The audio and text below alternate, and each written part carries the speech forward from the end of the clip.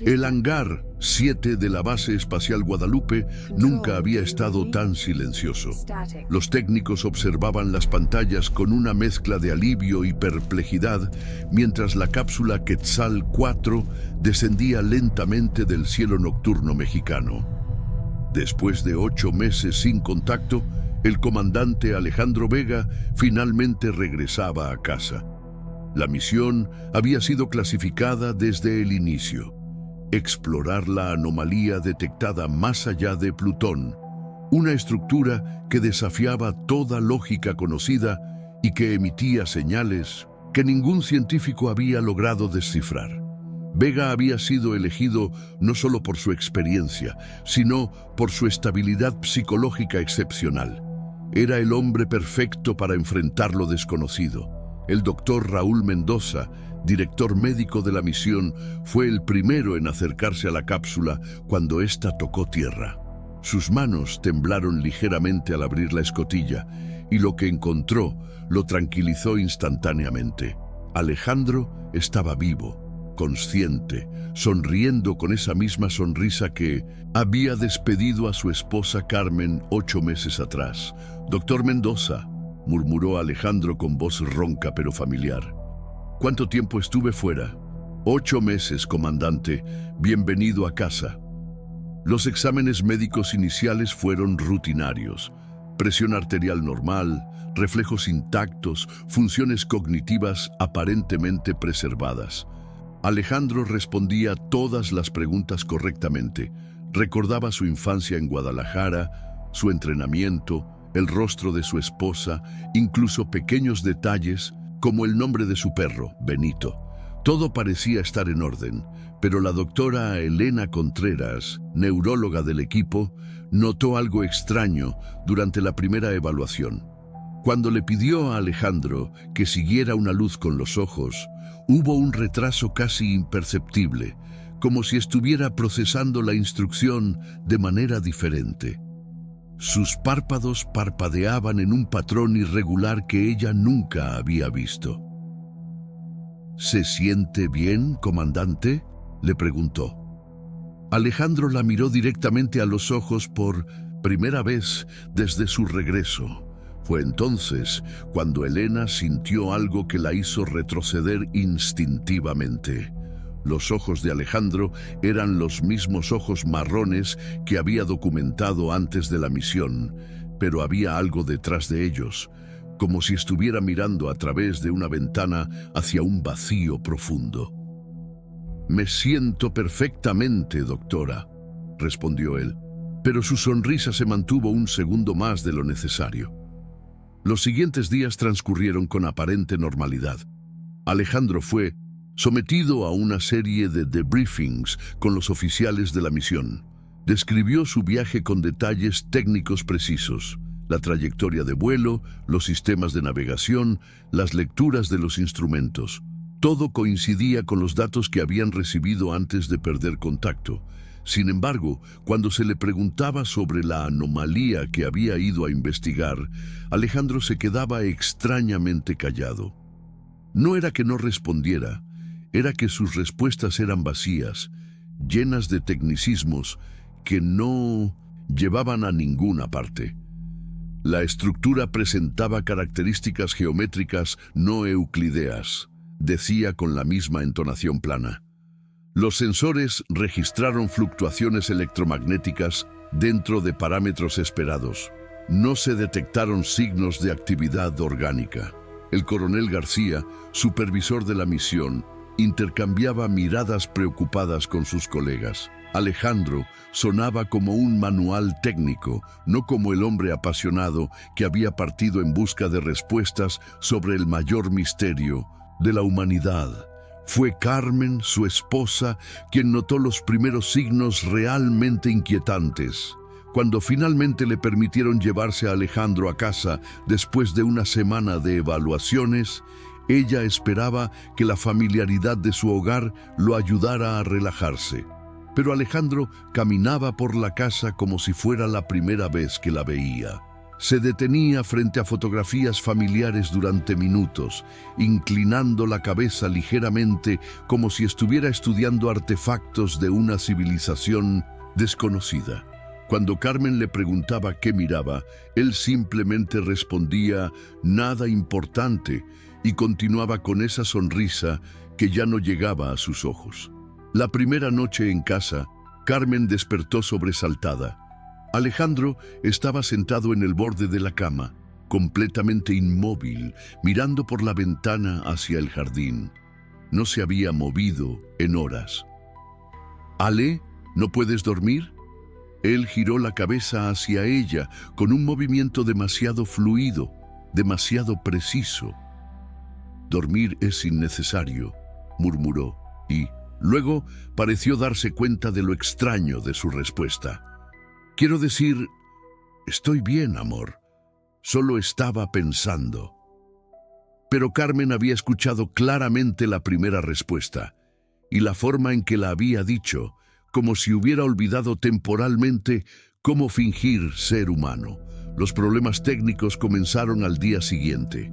Cuando Alejandro se acercaba a cualquier dispositivo electrónico, este empezaba a comportarse de manera errática. La televisión cambiaba de canal sola, el microondas se encendía sin que nadie lo tocara, y el teléfono celular de Carmen se descargaba completamente en cuestión de minutos cuando Alejandro estaba cerca.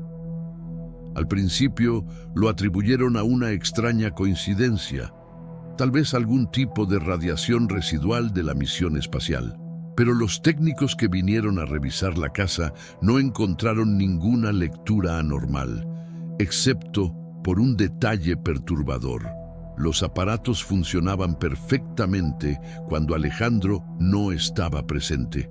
El doctor Mendoza decidió hacer pruebas más específicas. Los resultados de los análisis de sangre habían llegado del laboratorio, y lo que encontró lo hizo llamar inmediatamente a Elena Contreras y al coronel García para una reunión de emergencia. «Necesito que vean esto», dijo Mendoza, proyectando los resultados en la pantalla de la sala de conferencias. Los análisis genéticos muestran que el 97.3% del ADN corresponde exactamente con las muestras que tomamos de Alejandro antes de la misión. «¿Y el 2.7% restante?», preguntó. «García, no coincide con ninguna secuencia conocida en la base de datos genética humana. De hecho, no coincide con ninguna secuencia de ningún organismo terrestre que conozcamos». Elena se inclinó hacia adelante estudiando los datos. «¿Está sugiriendo que el comandante Vega ha sido alterado de alguna manera?». «Estoy sugiriendo que genéticamente ya no es completamente humano», respondió Mendoza con voz grave. «Y hay algo más. Miren estos patrones de ondas cerebrales». La siguiente imagen mostró electroencefalogramas con patrones que parecían más música que actividad neurológica. Las ondas formaban secuencias repetitivas, casi como si fueran un código. «¿Han visto algo así antes?», preguntó García. «Nunca. Y hay otra cosa que necesitan saber. Revisé las grabaciones de seguridad de la cápsula durante el viaje de regreso». Mendoza activó un video granulado de la cámara interna de la Quetzal 4. En la pantalla aparecía Alejandro, aparentemente dormido en su asiento, pero cada ciertos minutos, por periodos de exactamente 47 segundos, la cápsula parecía estar vacía. No era que Alejandro desapareciera gradualmente, simplemente ya no estaba ahí, como si hubiera sido editado fuera de la realidad. «¿Falla técnica?», murmuró Elena, pero su voz traicionaba su incredulidad. «Revisé todos los sistemas. Las cámaras funcionaban perfectamente. Los sensores de peso registraban su presencia continua, pero visualmente era como si no existiera durante esos intervalos». El silencio en la sala se hizo pesado. Finalmente García habló. «¿Qué está sugiriendo exactamente, doctor?». «No lo sé. Pero creo que necesitamos considerar la posibilidad de que el hombre que regresó en esa cápsula no sea exactamente el mismo que enviamos. Esa noche, los pesadillas comenzaron. No solo Carmen, sino todos los que habían estado en contacto cercano con Alejandro, empezaron a reportar el mismo sueño terrible. Se encontraban flotando en un espacio negro infinito, rodeados de estructuras geométricas imposibles que pulsaban con una luz fría y azul. En el centro de todo, una voz que sonaba como miles de voces hablando al unísono, susurraba palabras en un idioma que sus mentes no podían procesar, pero que, de alguna manera, comprendían perfectamente.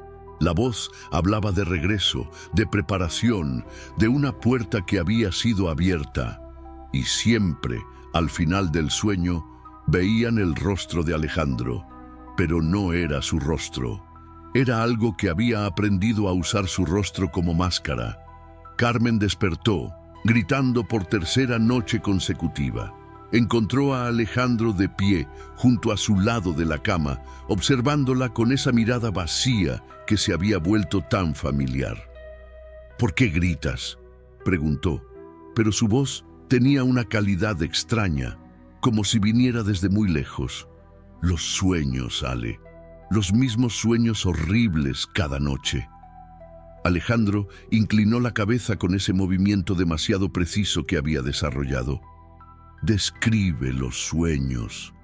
Mientras Carmen relataba las pesadillas, notó algo que la heló la sangre. Alejandro no mostraba ni sorpresa ni preocupación. En su lugar había algo que parecía satisfacción. «Interesante», murmuró cuando ella terminó. Luego pareció recordar que debía actuar como el esposo preocupado.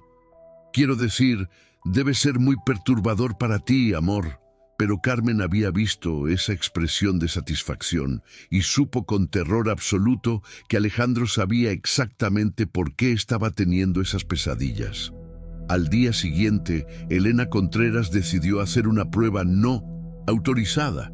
Había estado revisando literatura científica sobre fenómenos anómalos y había encontrado referencias a casos similares, aunque mucho menos documentados, en archivos clasificados de otras agencias espaciales.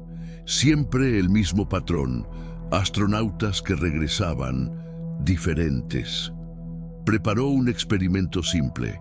Colocó a Alejandro en una habitación con varios objetos: una brújula, un detector de radiación, un magnetómetro y una cámara de alta definición. Lo que grabó esa tarde cambiaría todo. En el video, Alejandro se movía por la habitación de manera aparentemente normal, pero los instrumentos contaban una historia diferente. La brújula giraba violentamente cuando él se acercaba, apuntando siempre directamente hacia él, sin importar su posición. El detector de radiación permanecía silencioso, pero el magnetómetro registraba fluctuaciones imposibles, como si el campo magnético de la Tierra se distorsionara en su presencia. Pero lo más perturbador era lo que la cámara de alta definición capturaba. En ciertos momentos, cuando Alejandro se movía de una manera particular, su imagen se fragmentaba ligeramente, como si estuviera superpuesto sobre algo más grande, algo que no cabía completamente en la forma humana. Elena envió el video a un colega en el Instituto de Tecnología de Monterrey, el doctor Sebastián Ruiz, especialista en física cuántica. Su respuesta llegó esa misma noche y estaba llena de urgencia. «Elena, lo que me enviaste es imposible según nuestra comprensión actual de la física. Los patrones electromagnéticos sugieren que el sujeto existe en múltiples dimensiones simultáneamente. Es como si fuera una proyección tridimensional de algo mucho más complejo. Necesitamos hablar inmediatamente». Pero cuando Elena intentó contactar al doctor Ruiz al día siguiente, descubrió que había desaparecido de su oficina. Sus colegas dijeron que había salido abruptamente la noche anterior, mencionando algo sobre un viaje urgente, pero no había dejado ningún detalle. El teléfono de Elena sonó esa tarde. Era Carmen y estaba llorando. Elena, necesito ayuda. Algo está muy mal con Alejandro. ¿Qué ha pasado? Anoche lo encontré en el jardín, completamente desnudo, hablando con alguien, pero no había nadie ahí. Estaba teniendo una conversación completa, respondiendo preguntas, riéndose, pero solo había silencio del otro lado. Elena sintió un escalofrío.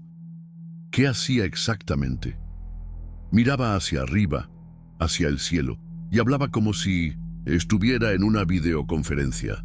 Decía cosas como sí, la integración procede según lo planeado, y los sujetos están respondiendo a los patrones de sueño como se esperaba. Cuando me vio, se detuvo inmediatamente y actuó como si nada hubiera pasado. Carmen, necesitas salir de esa casa, ahora. No puedo dejar a mi esposo Elena. A pesar de todo, sigue siendo Alejandro. No, Carmen, creo que ya no lo es. Esa noche, Elena trabajó hasta tarde en su oficina, revisando todos los datos que habían recopilado. Los patrones se volvían más claros con cada análisis. Los cambios en el ADN no eran aleatorios, seguían una secuencia específica. Las anomalías electromagnéticas aumentaban gradualmente, y los sueños compartidos se estaban extendiendo a más personas, incluyendo a quienes no habían tenido contacto directo con Alejandro. Estaba compilando un informe cuando escuchó pasos en el corredor. Era tarde, y se suponía que el edificio estaba vacío. Los pasos se detuvieron frente a su puerta. «Doctora Contreras», la voz de Alejandro sonó desde el otro lado de la puerta. «Necesitamos hablar». Elena sintió que su corazón se aceleraba. «Alejandro, ¿qué haces aquí tan tarde?» «He venido a aclarar algunas cosas sobre mi misión. Creo que ha habido malentendidos». Con manos temblorosas, Elena activó la grabadora de su escritorio y se acercó lentamente a la puerta. «Alejandro, es muy tarde. ¿Por qué no discutimos esto mañana?» «Porque mañana podría ser demasiado tarde, doctora. Sé que ha estado haciendo preguntas y me parece justo que tenga algunas respuestas». Elena no abrió la puerta, pero siguió hablando. «¿Qué tipo de respuestas?» «Sobre lo que encontré allá afuera, sobre lo que realmente soy ahora». La voz había cambiado. Seguía sonando como Alejandro, pero había armónicos adicionales, como si varias voces estuvieran hablando al mismo tiempo. «¿Qué eres, Alejandro?» Una pausa larga. Luego, una risa que no tenía nada de humano. «Soy lo que ustedes llaman un embajador. El primero de muchos. Mi especie necesitaba entender cómo funcionan sus cuerpos, sus mentes, su sociedad. Alejandro Vega fue un excelente modelo». Elena sintió que las piernas le temblaban. «¿Dónde está el verdadero Alejandro?» «Oh, él está aquí. Sus recuerdos, sus emociones, sus patrones de pensamiento, todo cuidadosamente preservado. Es fascinante cómo funcionan sus cerebros. Tan complejos y tan primitivos a la vez. ¿Qué quieren? Su planeta tiene recursos que necesitamos, pero, más importante aún, ustedes tienen algo que valoramos mucho: diversidad biológica. Cada uno de ustedes es único y esa singularidad puede ser cosechada». Elena grababa cada palabra, aunque sabía que probablemente nadie le creería. «Los sueños», murmuró. «Los está usando para estudiar nuestras mentes». «Muy perceptiva, doctora. Los sueños son una ventana perfecta a la psique humana. A través de ellos podemos mapear sus patrones de pensamiento, sus miedos, sus deseos. Información valiosa para la fase siguiente». «¿Cuál es la fase siguiente?» «La llegada de los otros. El comandante Vega abrió lo que ustedes podrían llamar un faro. Ahora mis compañeros saben exactamente dónde encontrarlos». Elena sintió un terror frío extendiéndose por su pecho. «¿Cuántos otros?» «Los suficientes para completar el trabajo». Los pasos comenzaron a alejarse por el corredor. Elena esperó varios minutos antes de atreverse a abrir la puerta. El pasillo estaba vacío, pero en el suelo encontró algo que la hizo retroceder horrorizada. Pequeñas marcas de quemaduras en el linóleo, perfectamente espaciadas, como si algo muy caliente hubiera caminado por ahí con un patrón de pasos que no era completamente humano. Elena corrió a su auto y manejó directamente a la casa de Carmen. Encontró todas las luces encendidas y la puerta principal abierta. Carmen estaba sentada en la sala, mirando fijamente la televisión apagada. «Carmen», susurró Elena. «Carmen, ¿estás bien?» Carmen giró lentamente hacia ella. Sus ojos estaban vidriosos, pero cuando habló, su voz era normal. «Elena, qué bueno que viniste. Alejandro me ha estado contando las cosas más fascinantes sobre su viaje». «¿Dónde está él?» «Arriba, hablando con los otros». «¿Qué otros?» Carmen sonrió, pero su sonrisa tenía la misma calidad vacía que Elena había notado en Alejandro. «Los que vienen de camino. Aparentemente, la tierra es exactamente lo que estaban buscando». Elena sintió que el mundo se desplomaba a su alrededor. Se acercó lentamente a Carmen y notó algo terrible. Los mismos patrones de ondas cerebrales que habían detectado en Alejandro se estaban replicando en las personas cercanas a él. No era solo que él hubiera cambiado, estaba cambiando a otros. Desde arriba llegó el sonido de la voz de Alejandro, pero hablaba en ese idioma imposible que Elena había escuchado describir en los sueños. Y para su horror, Carmen comenzó a responder en el mismo idioma, como si lo hubiera conocido toda su vida. Elena salió corriendo de la casa y manejó directamente a la base espacial. Encontró al coronel García trabajando hasta tarde en su oficina. «Coronel, necesito que escuche esto», dijo, activando la grabadora. Mientras García escuchaba la conversación con la entidad que se hacía pasar por Alejandro, su rostro se puso progresivamente más pálido. «¿Está segura de que esto es real, doctora?» «Completamente. Y creo que ya está comenzando a extenderse. Carmen está mostrando los mismos síntomas. Los sueños se están propagando como una infección». García se levantó y caminó hacia la ventana. «¿Cuánto tiempo cree que tenemos?» «No lo sé, pero si esta cosa dice la verdad, ya activó algún tipo de señal. Podrían estar viniendo más». García tomó su teléfono y marcó un número clasificado. «Necesito hablar inmediatamente con el comando central. Tenemos una situación de nivel alfa». Mientras García hablaba, Elena notó algo en la ventana que la hizo contener la respiración. En el cielo nocturno, muy lejos pero visibles, había luces que no pertenecían a ninguna constelación conocida. Se movían con propósito, acercándose lentamente hacia la tierra. «Coronel», murmuró, señalando hacia el cielo. García siguió su mirada y soltó el teléfono. Las luces no eran estrellas ni aviones, eran algo completamente diferente y se estaban multiplicando. En ese momento, todos los dispositivos electrónicos del edificio comenzaron a activarse simultáneamente. Las pantallas mostraban el mismo patrón geométrico que las personas habían visto en sus pesadillas y desde los altavoces surgió una voz que era miles de voces hablando al unísono. «La fase de reconocimiento está completa, iniciando protocolo de integración». Elena y García se miraron con terror absoluto. A través de la ventana, las luces en el cielo se habían vuelto más brillantes y ahora podían ver que no eran simples puntos de luz. Eran estructuras enormes y complejas que desafiaban toda comprensión humana de la ingeniería.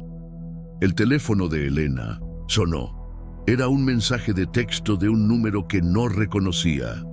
«Gracias por su cooperación involuntaria, doctora Contreras. Los datos que recopilaron fueron muy útiles para completar nuestro modelo de comportamiento humano». AVE. García intentó activar los protocolos de emergencia, pero todos los sistemas estaban ahora bajo control de algo que no era de este mundo. Las pantallas mostraban mapas de la Tierra con puntos rojos apareciendo en ciudades importantes de todo el planeta. «Son lugares de aterrizaje», murmuró Elena. «Están coordinando una llegada mundial». Desde afuera llegó el sonido de vehículos acercándose rápidamente.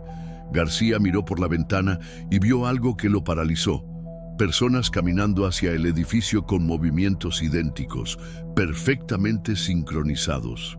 Reconoció a varios miembros del personal de la base, pero todos caminaban con esa misma precisión robótica que había desarrollado Alejandro.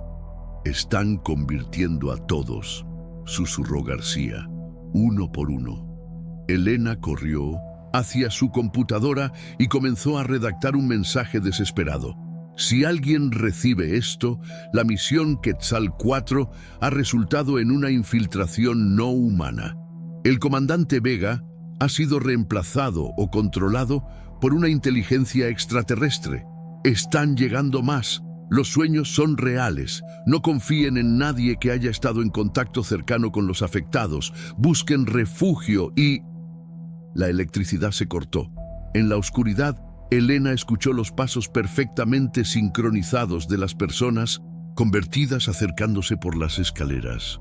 Una luz azul fría comenzó a filtrarse por debajo de la puerta y con ella llegó la voz de Alejandro, pero ahora con la claridad de quien ya no necesita fingir ser humano. «Doctora Contreras, coronel García, no hay necesidad de resistirse. El proceso es completamente indoloro y conservarán todos sus recuerdos. Simplemente se unirán a algo más grande que ustedes mismos». García intentó usar su radio de emergencia, pero solo salía estática. Elena se acercó a la ventana y vio que las luces en el cielo habían descendido lo suficiente como para distinguir detalles de las estructuras. Eran hermosas de una manera terrible, geometrías imposibles que parecían existir en más dimensiones de las que el ojo humano podía procesar. La puerta se abrió lentamente. Alejandro entró, pero ya no se molestaba en mantener completamente la apariencia humana. Su piel tenía un resplandor azul tenue y sus ojos reflejaban una inteligencia antigua y completamente ajena. Detrás de él vinieron Carmen, varios técnicos de la base y el doctor Mendoza, todos con la misma expresión serena y vacía. «Es realmente impresionante», dijo la cosa que había sido Alejandro. «La capacidad humana para el terror y la fascinación simultáneos. Ustedes son una especie verdaderamente única». Elena retrocedió hasta quedar contra la ventana. «¿Qué van a hacer con nosotros?» «Lo mismo que hicimos con todos los demás. Preservar lo mejor de ustedes mientras los mejoramos para propósitos más elevados. Sus mentes serán cuidadosamente estudiadas, sus recuerdos archivados y sus formas biológicas optimizadas para servir a la comunidad galáctica». García sacó su pistola, pero antes de poder apuntarla, todas las personas convertidas se movieron al mismo tiempo, no hacia él, sino simplemente mirándolo con una intensidad que lo paralizó. «La violencia es innecesaria, coronel. Observen». Alejandro extendió su mano y de ella surgió una luz azul que llenó toda la habitación. Elena sintió que su mente se inundaba de imágenes, ciudades enteras de seres como el que había sido Alejandro, tecnologías que convertían planetas enteros en jardines perfectos, civilizaciones que habían renunciado voluntariamente a su individualidad para formar parte de una conciencia colectiva que abarcaba galaxias. «¿Ven?», murmuró Alejandro. «No somos conquistadores, somos jardineros, y la humanidad será nuestra cosecha más preciada». Elena sintió que su resistencia se desvanecía. La luz Azul era cálida, acogedora, y le prometía un fin al dolor, al miedo, a la soledad. Todo lo que tenía que hacer era dejar de luchar, pero en su último momento de conciencia individual logró hacer algo que cambiaría todo. Activó una secuencia de emergencia en su computadora que enviaría automáticamente todos los datos recopilados sobre la situación a una red de científicos de todo el mundo. Mientras la transformación comenzaba, Elena sonrió. Tal vez ya era demasiado tarde para la humanidad, pero al menos algunas personas tendrían advertencia. Y tal vez, solo tal vez, eso sería suficiente para que la especie humana encontrara una manera de resistir. La cosa que había sido Alejandro Vega notó su sonrisa final e inclinó la cabeza con curiosidad. Interesante. Incluso en el momento de la integración mantienen la esperanza, verdaderamente fascinante. Afuera, las primeras estructuras alienígenas tocaron tierra en ciudades de todo el mundo. En cada una de ellas, seres que habían sido humanos comenzaron a caminar con movimientos perfectamente sincronizados hacia centros de recolección, sonriendo con sonrisas vacías mientras las luces azules llenaban el cielo nocturno. Y en algún lugar del espacio profundo, más señales se activaron, llamando a otros jardineros hacia otros mundos, otros jardines que esperaban ser cultivados. El regreso del comandante Alejandro Vega había sido solo el comienzo. Había abierto la puerta y del otro lado había esperado algo que la humanidad nunca había imaginado en sus peores pesadillas. La perspectiva de ser mejorados, optimizados y finalmente cosechados por una inteligencia tan antigua y vasta que consideraba a las especies enteras como simples cultivos en el jardín infinito del cosmos.